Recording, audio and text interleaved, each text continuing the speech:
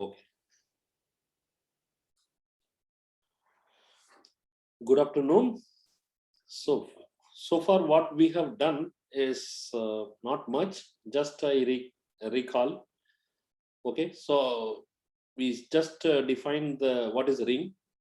Ring means two binary operations, plus and dot we write. So with respect to plus, it is an abelian group. With respect to dot, it is a closure property and associative and unit element exists. Unity. Okay, distributive law holds. The important example in this kind of chapter is polynomial rings, or one variable and many variables. So once we define a ring, then we look at the homomorphism, ring homomorphism. So what do you mean by ring homomorphism? A map between two rings R and R prime, satisfying three properties. One is group homomorphism with respect to plus, and second property is with respect to dot, it is homomorphism, and the unit element in R goes to unit element in R prime. Okay, so this is not very standard, but this is what this book assumes always. So important example of a group homomorphism was the substitution map. What is a substitution map? Suppose you are given two rings R and R prime, and phi is also ring homomorphism is also given in between them. Suppose the codomain elements alpha 1, alpha 2, alpha n are given to you. Okay, then there exists a unique homomorphism, capital phi, from the polynomial ring in n variable over R to the R prime ring, such that when we restrict this map, capital phi, to the ring R, that is given map, whatever phi, little phi, and the x1, the first variable goes to alpha 1, second variable goes to alpha 2, etc. Nth variable goes to alpha n. This is the substitution map. R is, and another important homomorphism was R is a ring and I is a given ideal. Ideal means it is a additive abelian group, and then one more property it satisfies, given any element of the ring and any element of the ideal, you multiply, the product should lie inside ideal. In fact, the product lies inside the ring. That is obvious from the ring structure, but it is ideal means it captures the multiplication also. Okay, so then there is a projection map pi from R to R mod I, the quotient ring. Okay, here quotient ring is nothing but, you see, R is an additive group and I is a subgroup, additive subgroup. Therefore, R mod I is nothing but the set of cosets of the form A plus I, where A is an element of any element of the ring R. Okay, so this is a projection map from R to the quotient ring by pi of A. Any element A goes to A plus I. This is a canonical map or projection map or quotient map, whatever we call it. It's a ring homomorphism with the kernel pi is I. In fact, this corollary I have not stated, but which is apparent in the group theory, it is true. If if G is a group and I is a normal subgroup, if and only if it is a kernel of some group homomorphism. Similar here, R is a ring, I is an ideal in R, if and only if I is the kernel of some ring homomorphism on R. Okay. Is there any question? No. Okay. The quotient ring R mod I, we always denote it by R bar, and pi is the projection map from R to R bar, which is a canonical map. What we have seen is the set of ideals. We wanted to, once we define the ring structure on R mod I or R bar, we want to understand the ring ideals inside R bar. That ideals are coming from some set of ideals in R, the mother ring R. Okay, so what is that correspondence? Correspondence is the set of all ideals J in R which contains I. The previous notes, if you see, I would have taken R bar equal to R mod J, Okay, and here I would have taken I in place of J. Okay, so this is the difference. Okay, so I should have kept the same notation. Set of all ideals containing I you take, and that will correspond to the set of all ideals in R mod I. Okay, so this correspondence is bijective correspondence. In fact, any ideal J containing I goes to J mod I. That's the ideal here in R mod I. Of course, this book writes like a pi of J through the canonical map. Okay, if you take any ideal in this set of ideals in R mod I, it goes to the pi inverse of the pre-image of the J bar. Okay, pre-image of J bar. This is the correspondence. This is a bijective correspondence, and also if J is one such ideal in R which contains I, okay, and corresponds to J bar in the which is an ideal in R mod I, then R modulo J is isomorphic to R bar modulo J bar. Okay, this is this homomorphism is really important in our discussion future. Okay. Okay, so the quotient ring, the last class we were kind of relating the quotient ring into relations, some kind of relations in we are forcing in the ring R, ring structure R. So, for instance, first we have taken the quotient is quotiented by a principal ideal. Okay, R mod AR. AR is the principal ideal generated by A, the element A. Okay, so what is this quotient ring does? Okay, this means that what we have seen, we are forcing the relation A equal to 0 in R. Originally in R, A may not be a 0 element. Okay, but we are identifying this element to be 0. That means we are collapsing this ring R to a smaller ring. Okay, kind of, that's the notion. A modulo AR. Okay, R modulo AR. Okay, so oops.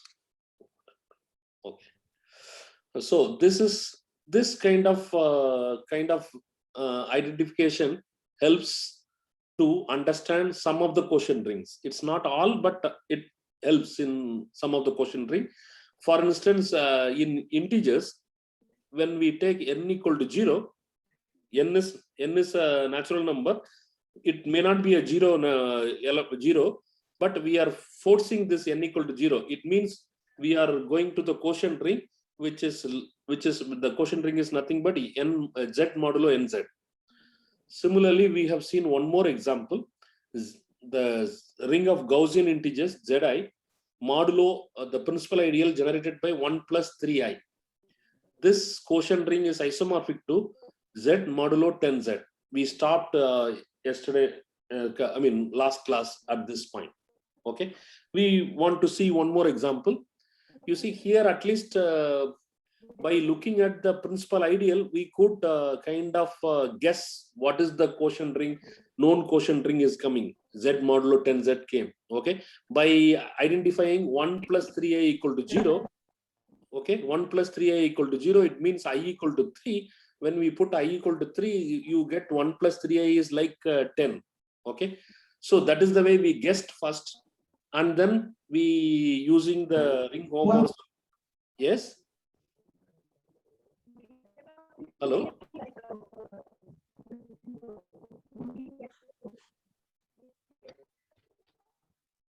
Okay. Nothing, sir. Actually, one person, I muted him. Yeah.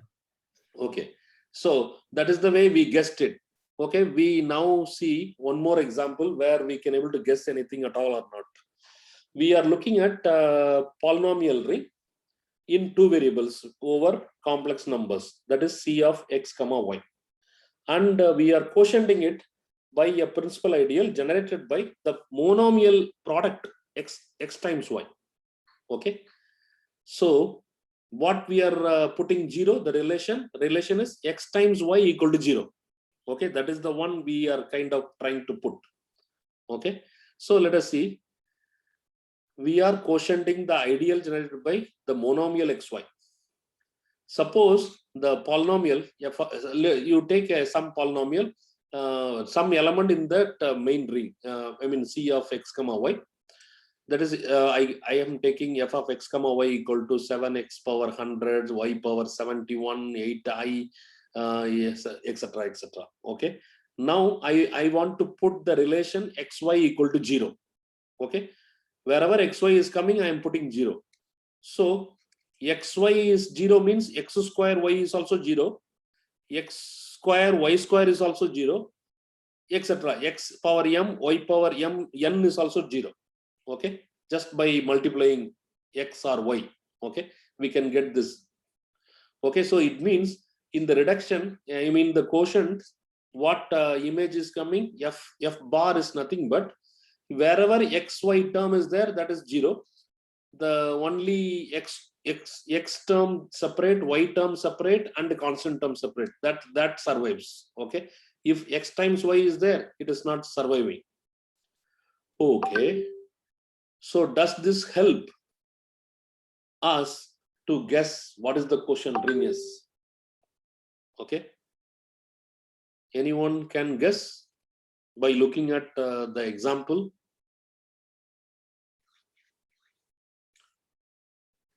It is not obvious like the previous example. This example is little. Sum of cx and cy. Cx and cy means? And the polynomial ring over x and the polynomial ring. Yeah, polynomial ring c of x, that is okay. Another is what? C of y. C of y. What are you taking? I mean, two polynomial rings I have, C of x, C of y. What is that? Your quotient you are thinking? Sum. Sum. Yes. No, sir. Okay. It is not sum. Why? Because obviously some elements you cannot. Yes, sir, I got it. Yes, sir, I got it. I was. What is the sum? What is the element which may not be? Like the x, y terms will not be there, some kind of thing. That is okay. XY term, anyway, we don't want. We don't want. Anyway, in the quotient, it is 0. Okay, this, okay, let me see. This is going to be different ring. Okay.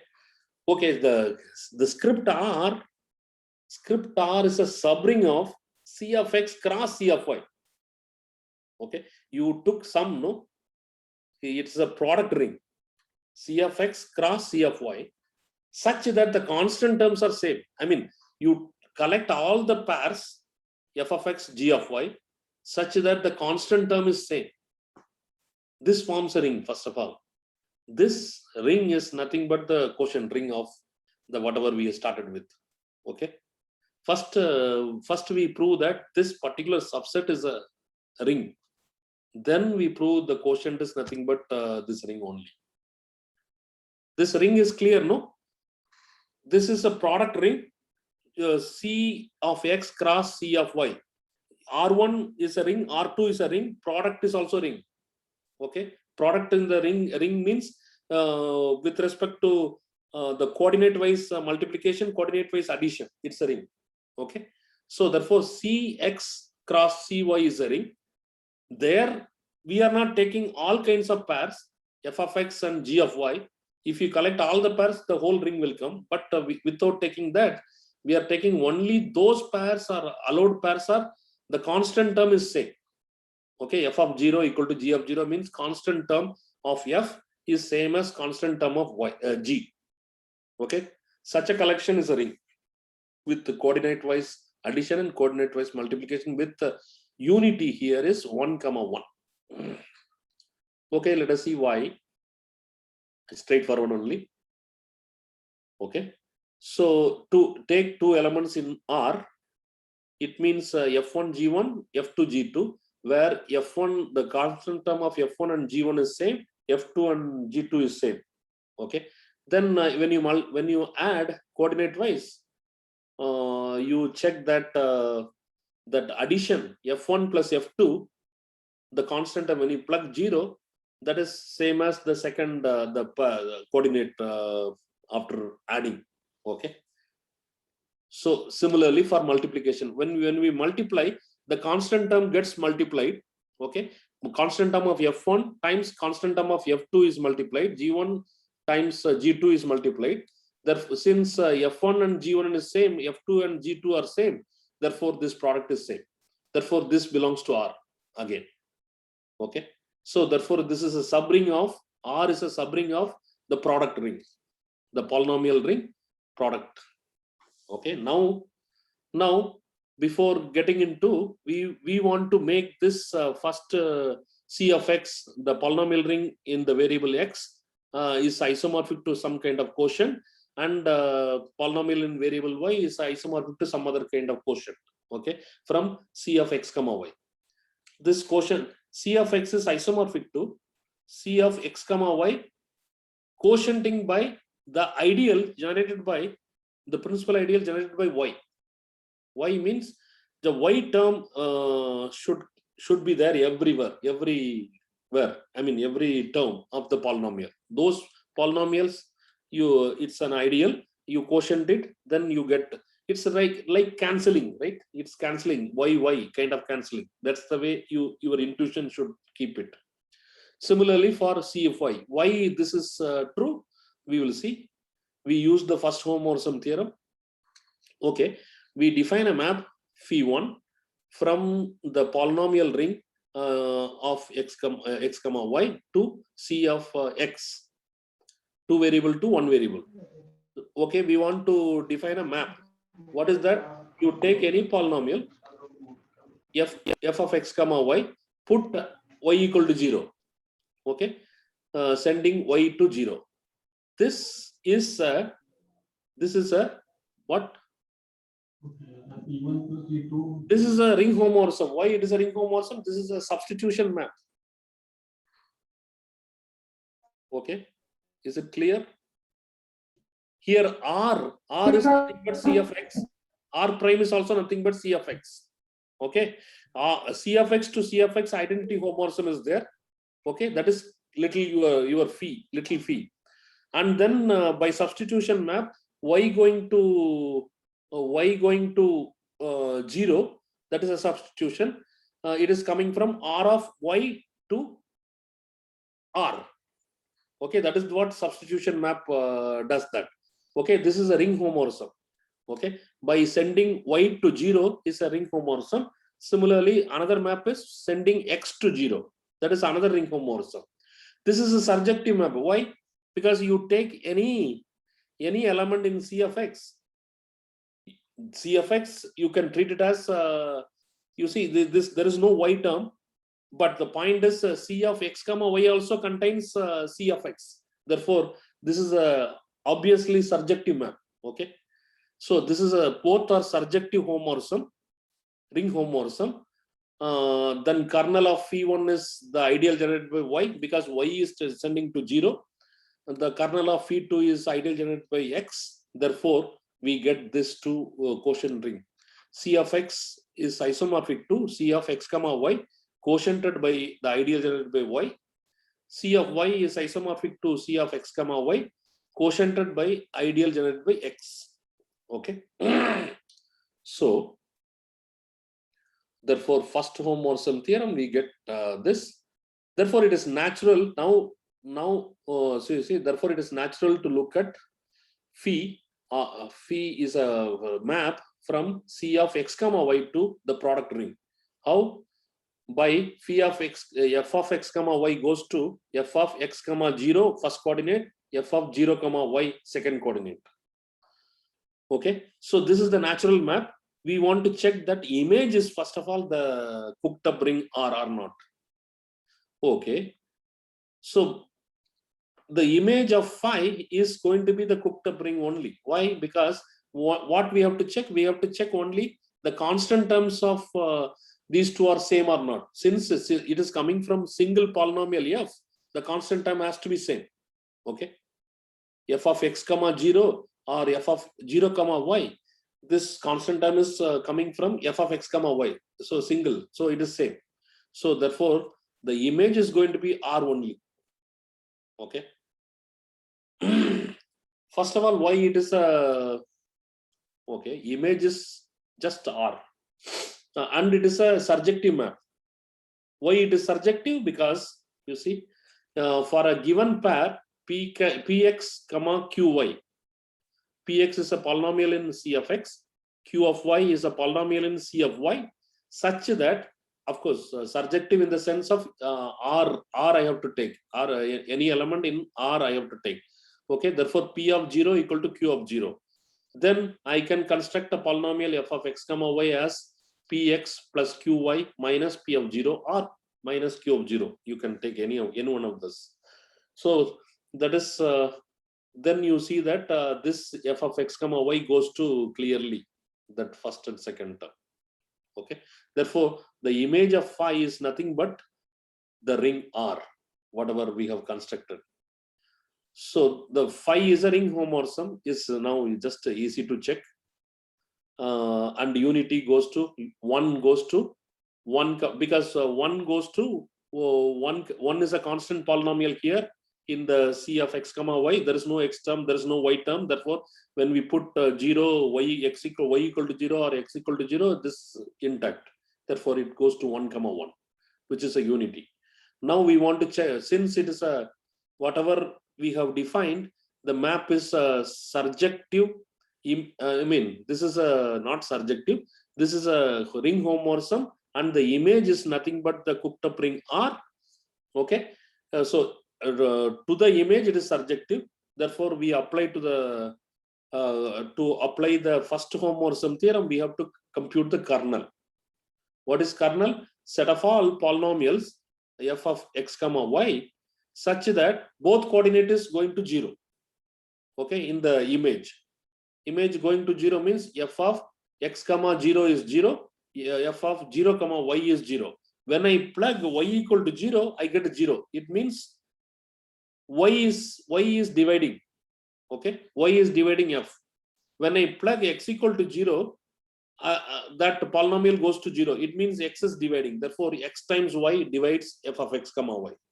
So set of all polynomials such that in C of x comma y such that xy divides that. So xy is the generator. I mean, it's ideal generated by x times y. Therefore, the quotient C of x comma y modulo this ideal is nothing but the image of phi. Image is nothing but R, the cooked up ring. Okay, so quotienting means we are creating a relation in R which may not be 0. We are forcing the relation to hold in, and it means it is collapsing the ring R. Okay, so this kind of helps to kind of identify some of the quotient rings. This, it may not be always, I mean, we can able to identify by doing some this kind of trick. There are rings, complicated ring, quotient rings, which is we don't know how, using this trick we cannot say that this is isomorphic to this. Okay, not always possible. Okay, so far what we have seen is we quotiented by not general ideal, we quotiented by just ideal generated by single element, that is principal ideal generated by some element A. It means we were trying to put only one relation A equal to 0 in R so that we get this. Okay, suppose if we force many relations, what happens? Suppose we introduce many number of, yes? So what was the problem if we take sum of two rings?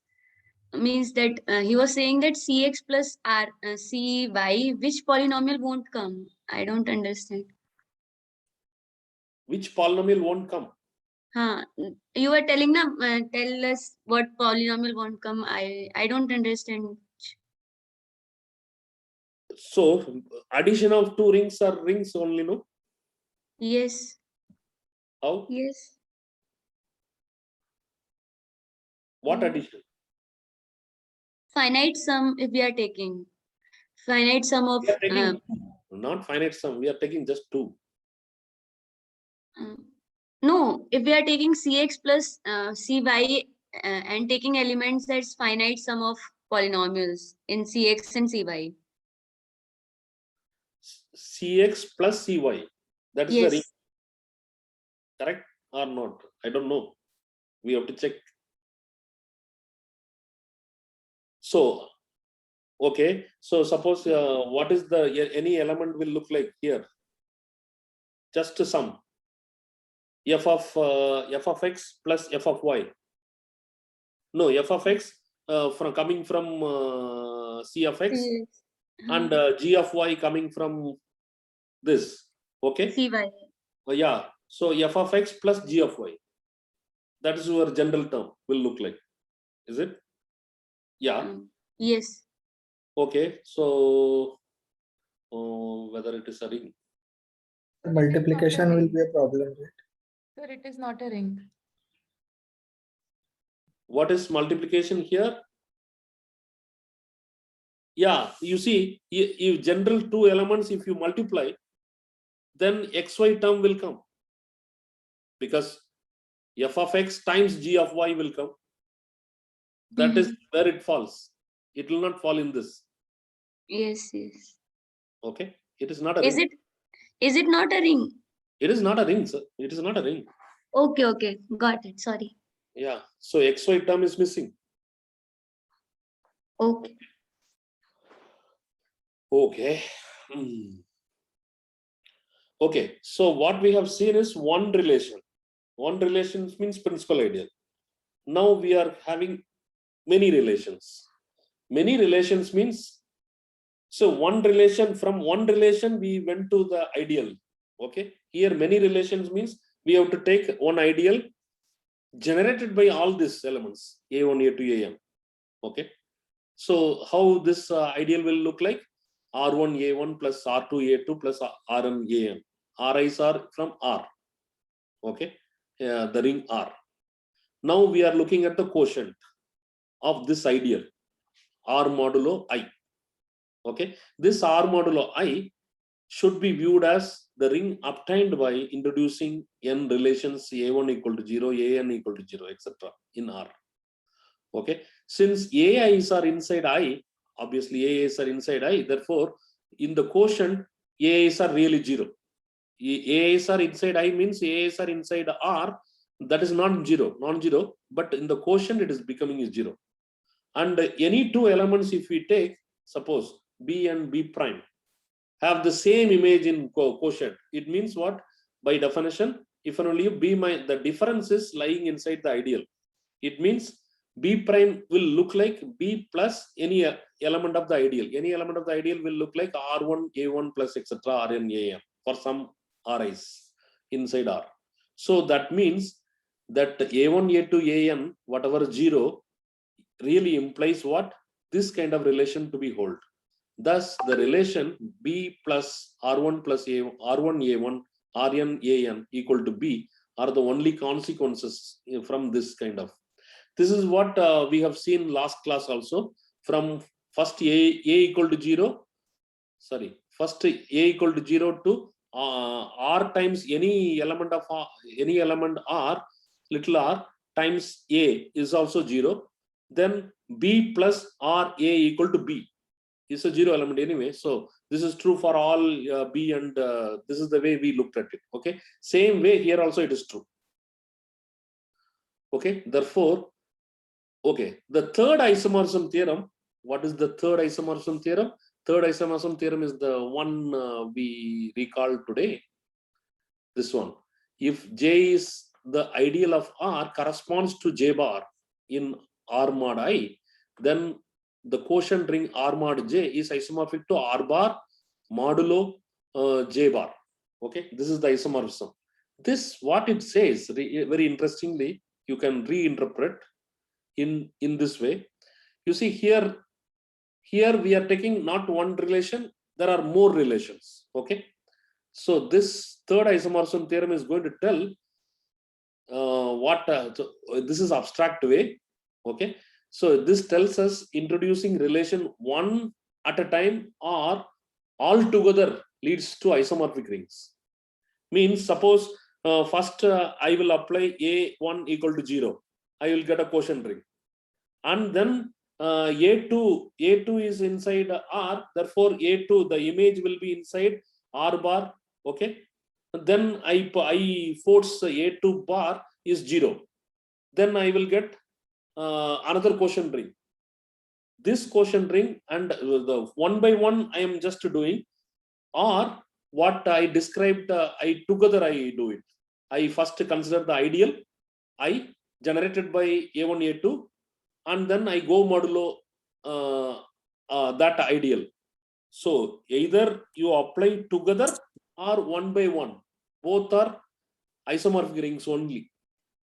This can be seen. Below I am giving the explanation why it is.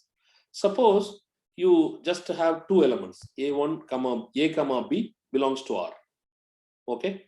Then you look at first, you go one relation at a time. R modulo the principal ideal generated by A. Okay, that is R bar. Be the resulting quotient ring by killing in the sense by making the relation A equal to 0. Okay. Introducing the relation B bar, B is inside R, therefore B bar is inside R bar. Now I am forcing B bar to be 0 into the ring R bar. That leads to, you see, whatever ideal generated by B bar in R bar, I am quotienting it. That is the first algorithm. So R bar modulo the ideal generated by B bar. Okay. So note that the third isomorphism theorem really says that R bar modulo B bar is isomorphic to R bar modulo the ideal generated by A, B, obtained by killing A and B at the same time. Why? Because the ideal correspondence, the bijective correspondence, it says you take an ideal which contains, see, R bar means what? R bar means R modulo A. Okay. A is nothing but your I. The ideal, principal ideal generated by A is nothing but your I. J is nothing but ideal containing that I. J is nothing but A, B. The ideal generated by A, B. Okay. By the correspondence. Therefore, the ideal generated by A, B and B bar, the ideal, are the corresponding ideals in the bijective correspondence. So this third isomorphism really says that either you kill one by one, you force the relation to hold one by one in the quotient ring, or put together. It's all the same. Okay. Is it clear? You just see that. So algorithm is clear. First, we take one relation that leads to the principal ideal, quotienting. Okay. Now we take more relations that leads to the ideal generated by the number of relations we are putting that is generated by that element, that ideal. Okay. These two, I mean, this is the interpretation of quotient rings. Of course, whether you kill one by one or together, it is one and the same by the third isomorphism theorem. Okay. Good. Okay. So the next remark is, the more relation we add, the more collapsing takes place. Okay. It is kind of going down in the map R going to R bar. The worst that can happen is that we may end up in quotienting the entire ring R. Okay. Entire ring R, it means R bar is going to be 0. R modulo R, the entire ring, that means R bar is 0. It's a quotient ring. Okay. All relations A equal to 0 in becomes true when we collapse R into 0 ring. Okay. So this idea of quotienting kind of thing, it leads to kind of 0 ring. That's the natural intuition. Okay. So this is called quotient. The same idea you are going to see in topology, kind of quotient topology. X is a topological space. You are kind of killing something. There, killing means not relation. There also it is relation, identification there. Okay, that is also relation only. Here also relation, there also it is relation. Same idea only. Okay. Okay. So in the first lecture, we kind of started with Z. Z is the ring, integers, set of integers. Z is the ring, and we attached alpha, Z of alpha, like Z of I. Z of I we have seen, it was just nothing but the Gaussian integers, which are a set of all A plus IB, such that A and B are integers, where I is the iota, I square is -1. Okay, so this Z of I contains obviously the original ring Z. Okay, this is an extension. It's not a kind of quotienting, but it is a kind of extension. Okay, that is what the recipe 2. Okay, so far things are okay. This recipe also quotient only, but I am starting this recipe 2. Okay, so far the quotienting recipe 1 is fine, right? So we first given ring, from the given ring, we create some new element. Okay, new element in the sense of by ring operations we create some new element using several other elements. That element is non-zero. If the element is non-zero, you force that element to be 0. It means what you are doing. You are looking at the ideal generated by that particular new element, and you are quotienting that ideal and get the quotient ring R modulo I. Okay, this is what okay, that's the game we have been doing. Okay, now we are looking at different situation. R is given, the ring is given. We want to extend this ring. Okay, what do you mean by extending the ring? Okay, let us see. The best model is the construction of the complex field starting from the real numbers, because real numbers, set of real numbers is a ring, complex numbers is another ring. Okay, and the real numbers sitting inside, it's a subring. Okay, so how we get this complex number from real number? Just adjoining I to R, because every element is like a Zi, it's like Ri, R of I. R of I means every element in the complex field looks like A plus IB, where A and B are real numbers.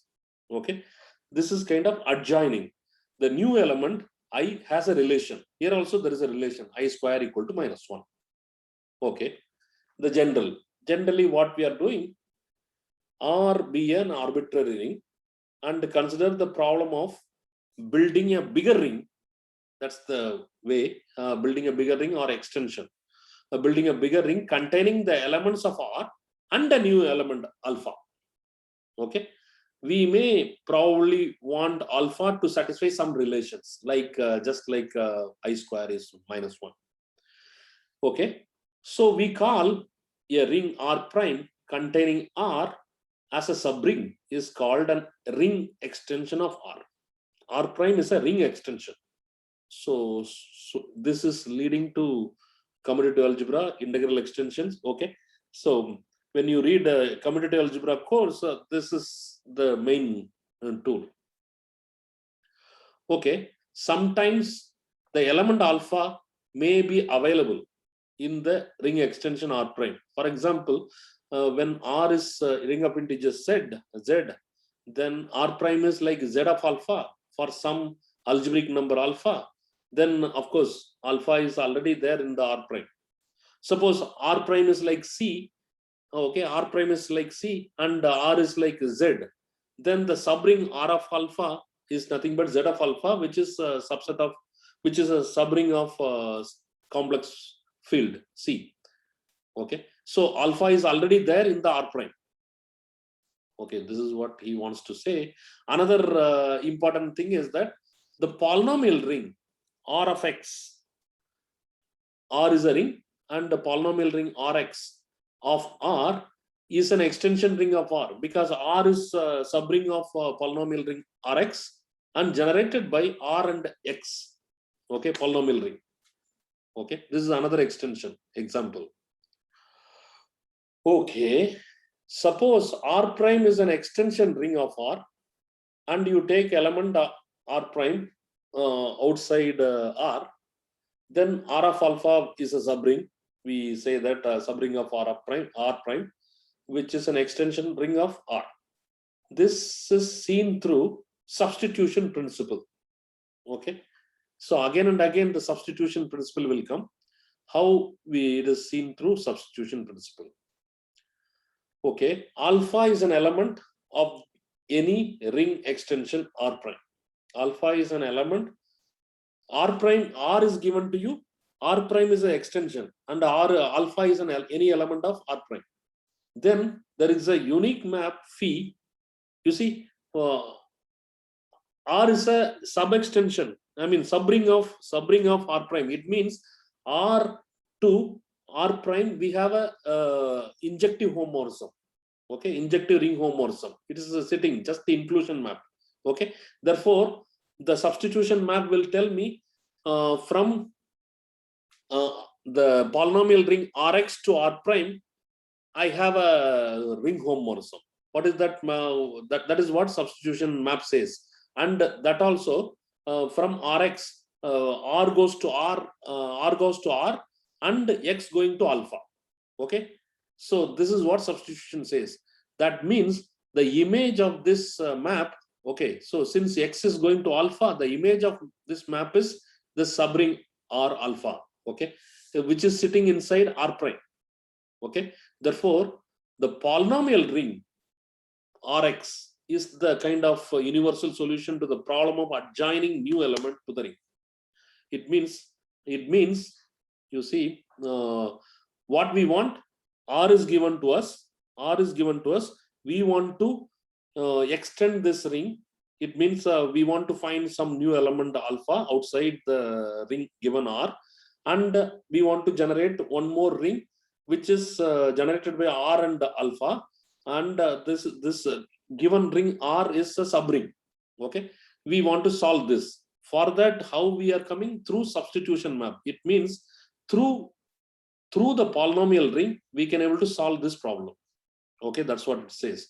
The polynomial ring Rx is the universal solution to the problem of adjoining new element to the ring. Okay, we will see more. So up to this is clear. What we are doing is we are trying to extend the given ring R. Okay, which can given ring R to R prime, where R prime is like R prime contains R of alpha, where alpha is a new element than R. Okay, R also sitting inside the R of alpha. Okay, this how we could do. We are given from given ring and R prime we could do through substitution map. We will see some concrete example. Okay, we consider the question of again the relation which we want our new element to satisfy. Okay, so far kind of alpha we say, but we don't know what relation is satisfying. So we have one example, that is a polynomial ring we have, which is an extension of R. Okay, so here the new element is the variable new, the X. Okay, the polynomial ring is it doesn't satisfy any relation other than 0 times X equal to 0. 0 times X is equal to 0. This relation is also coming through the ring axioms only. Why? Because I have given the explanation. 0 times X is same as 0. You write it like 0 plus 0 dot X equal to, now distributive law, 0 dot X plus 0 dot X, which then the cancellation law in just because Rx plus is a group, therefore we can cancel each other, cancel the likewise term.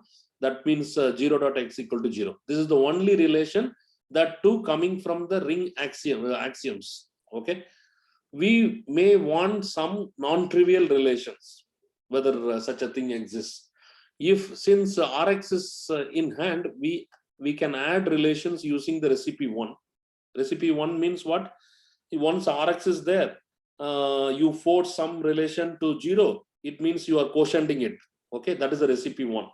And introduce the relation using the quotient construction on the polynomial ring Rx.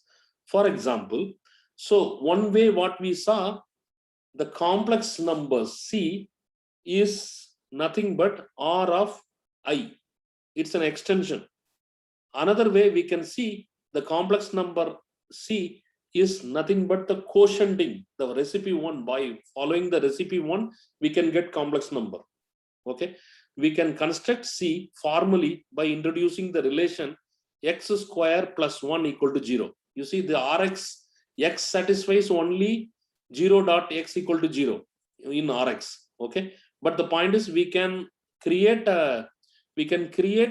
this kind of relation for x, and we force. When we force means we are really going quotienting in Rx, or this R is a real number, field of real numbers. Okay, so this way also we can able to compute the complex field. Okay, let us see how we are forming. First we form the quotient ring R of x modulo the ideal. Because why we are looking at the ideal generated by x square plus 1? Since we are forcing x square plus 1 equal to 0, the relation we are forcing in the Rx, the polynomial ring Rx. Therefore we are looking at the quotient ring R of x modulo ideal generated by x square plus 1, which is R bar, you denote it, and the relation the x square plus 1, I mean in the image I am looking at x square plus 1, this is since it is a homomorphism, pi is a homomorphism from Rx to R bar. Okay, so this bar becomes separate. X square plus 1 whole bar is same as x bar whole square plus 1 bar whole square equal to 0 bar. Okay, so this is because pi, that canonical map, is a homomorphism. Okay, and because x square plus 1 is in the kernel of pi. Okay, because of this quotient, R bar is this quotient, therefore the x square plus 1 is a kernel of pi. Okay, that is the reason this is 0, it goes, and the bar also separates. So that therefore the residue of x becomes our element I. Why? Because you see here, this x bar square plus 1 bar square equal to 0 bar in R bar. Okay, so here you like capital X square. Here 1 bar is nothing but the identity element, unit element in R bar. Therefore you write just 1. Capital X square plus 1 square equal to 0 in R bar. So that is your element I. Okay, it's a kind of notation. Okay, so if you write 1 bar is a unit element in R bar, then we, by dropping bar, we write 1 itself.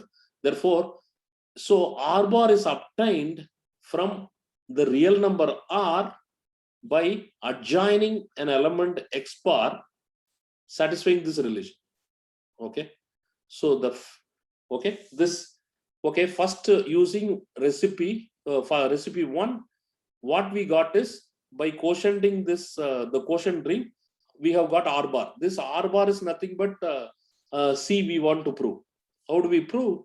We prove usual homomorphism.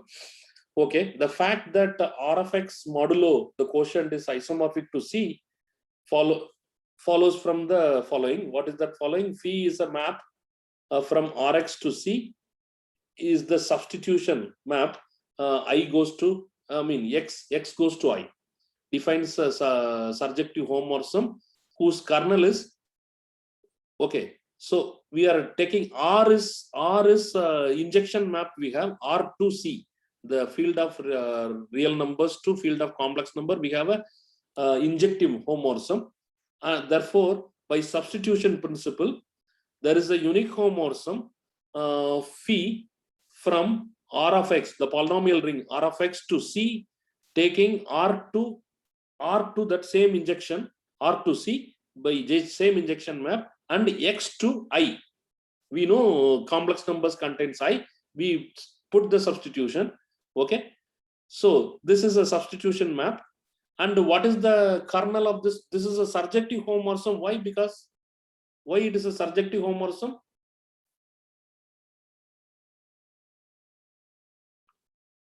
substitution map. Hello.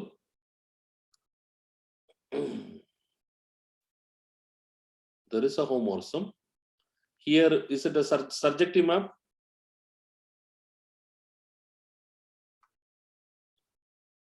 Hello. Okay. So where are we? Where we are in this? Okay. So we are trying to prove this quotient ring is nothing but C. Okay. So for that, what I am trying to apply the substitution map. Okay. I am trying to apply the substitution map. This is surjective. Why?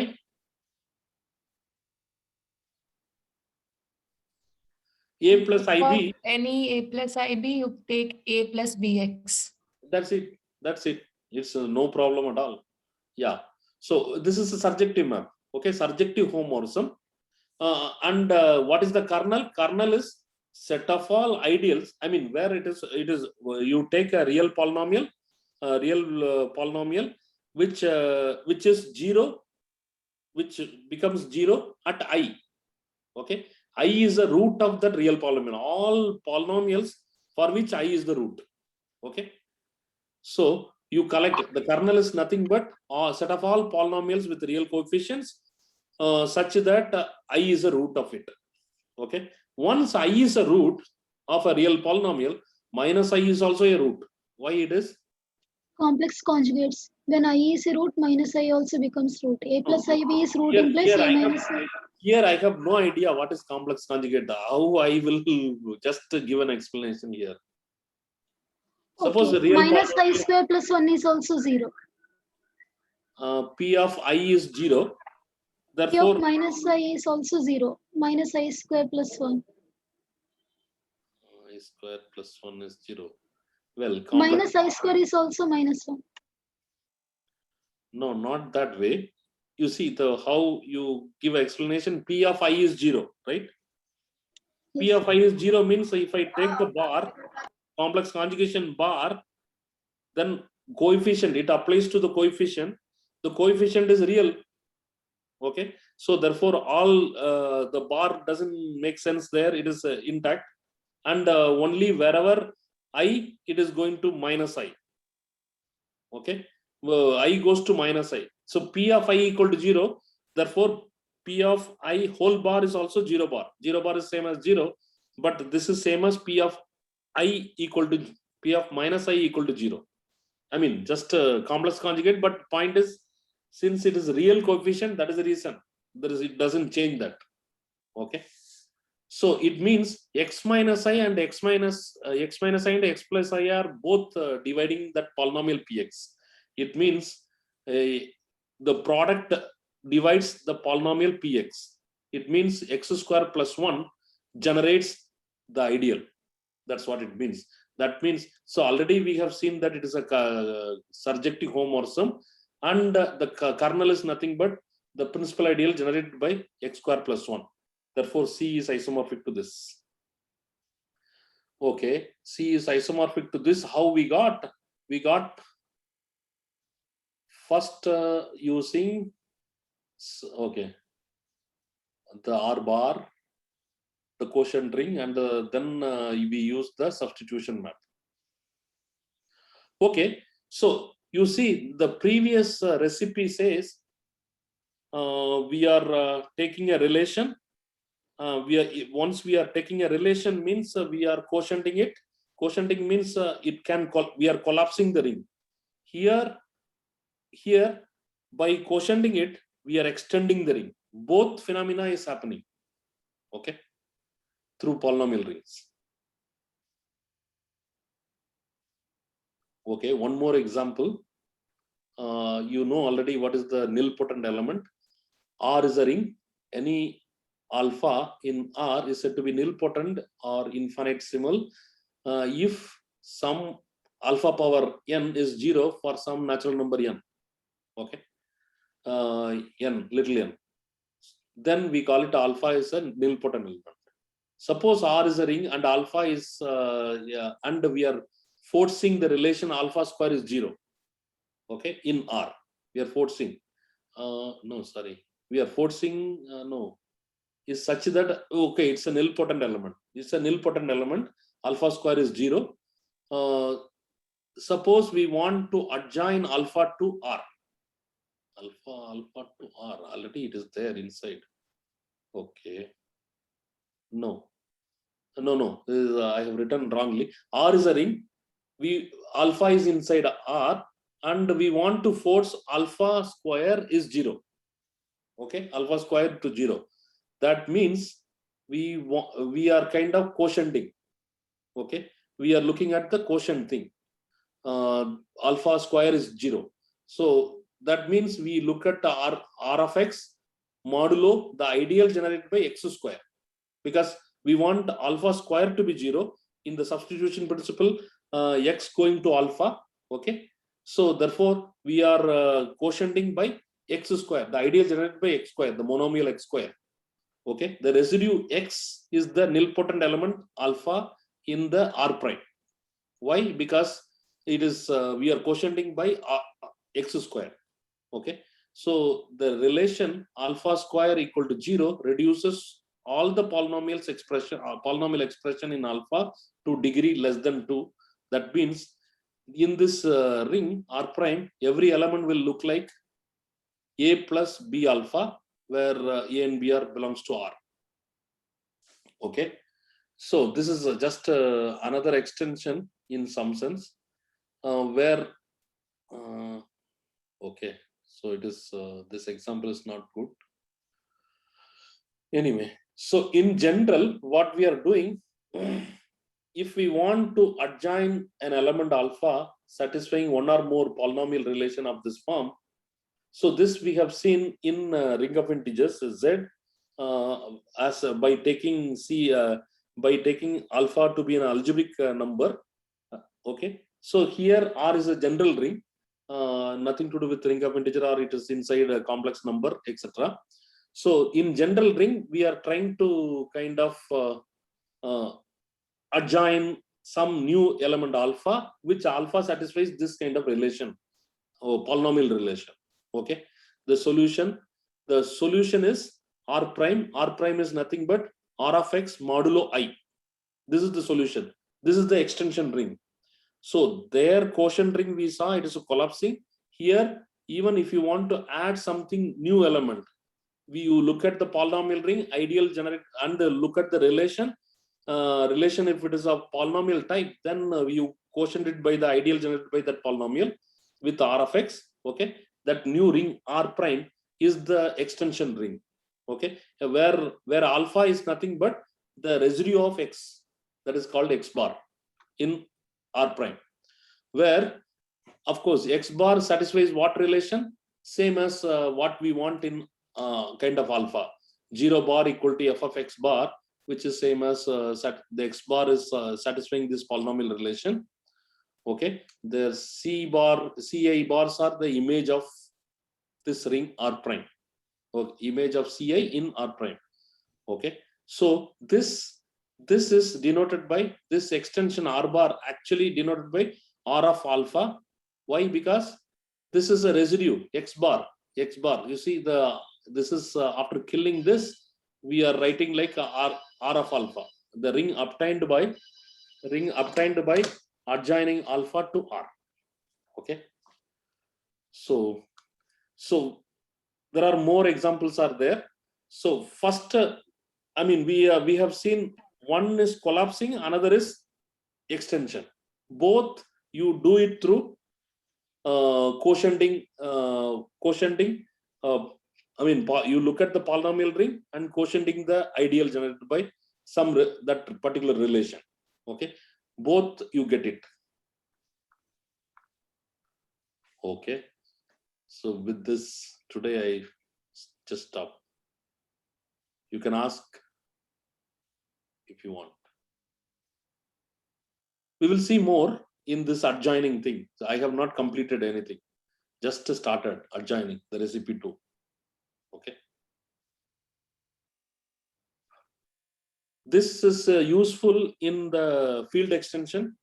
Okay, when you read more field extension, etc., this recipe is useful. there, when instead of R, if I take field F, then if you adjoin kind of the same way, that becomes a field. Here it is a ring, there it's a field. That's the difference.